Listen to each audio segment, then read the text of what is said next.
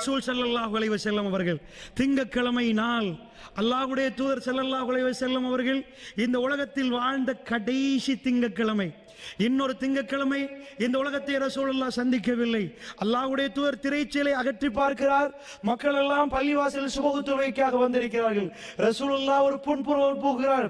ஏனென்று சொன்னால் தான் வருகிற நேரத்தில் இந்த உலகத்துக்கு நபியாக அனுப்பப்படுகிற நேரத்தில் தொழுபவர்கள் யார் என்று தேடக்கூடிய அளவுக்கு இருந்த நேரத்தில் அல்லாஹ்வுடைய தூதர் அவருடைய பெரும் புரட்சி மிக்க பிரச்சாரத்தில் அல்லாஹ் வைத்த பரக்கத்தின் காரணமாக ஏராளமானவர்கள் அந்த அதிகாலை பொழுதில் அவர்கள் தூங்காமல் அல்லாஹ்வுடைய அந்த ஆலயத்துக்கு வந்து ஜிக்ரோடு இருக்கிறார்கள். தொழுகை நடத்தப்படுகிறது. அபூபக்கர் சித்திக் அவர்கள் ரலியல்லாஹு அன்ஹு பின்னாடி வருகிறார். ரசூலுல்லாஹ் கையால் சைக்கினை பண்ணி, இல்லை எனக்கு தொழுகைக்கு வருகிற அளவுக்கு சக்தி இல்லை என்று சிரித்து விட்டு கையால் சைக்கினை பண்ணி விட்டு வந்தார்கள். அந்த நாள் காலையிலே ரசூலுல்லாஹ் பல சந்திப்பு நடத்துவார்கள்.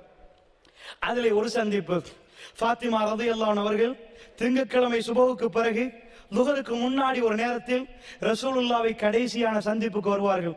ஆயிஷா அம்மா அவர்கள் பக்கத்தில் இருக்க நாயகம் ஸல்லல்லாஹு அலைஹி வஸல்லம் சொல்லுவார்கள், ஆயிஷா கொஞ்சம் போங்கள் என்றுவார்கள்.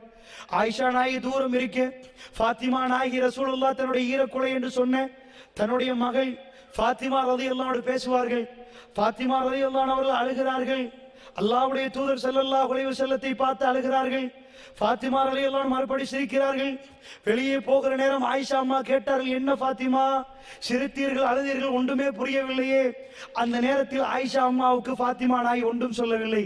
ரசூலுல்லாஹ் வஃபாத்தானதுக்கு பிறகு ரசூலுல்லாஹ்வுடைய ஜனாஸா வஃபாத்தானதுக்கு பிறகு ஃபாத்திமா ரலியல்லாஹு அன்ஹா அவர்களுக்கு ஆயிஷா நாயகி சொல்லுவார்கள், என் தகப்பனார் எனக்கு சொன்னார், ஃபாத்திமா வளமைக்கு மாற்றமாக ஜிப்ரீல் 2 தடவை வந்து விட்டார், இந்த உலகத்தை விட்டு நான் போய் விடுவேன் ஃபாத்திமா என்று எனக்கு நினைக்கிறது என்று சொல்லுகிற நேரம் தாங்க முடியாமல் அழுதேன்.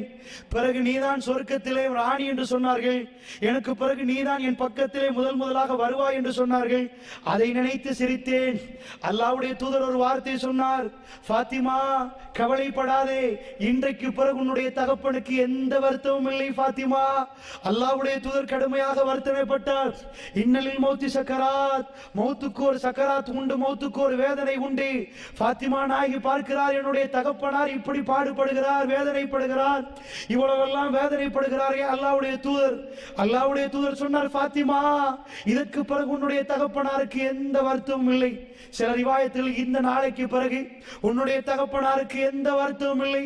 அல்லாஹ்வுடைய தூதர் எதை சொல்ல வந்தார்கள்? இன்றையோடு நான் இந்த உலகத்தை விட்டு போக போகிறேன்.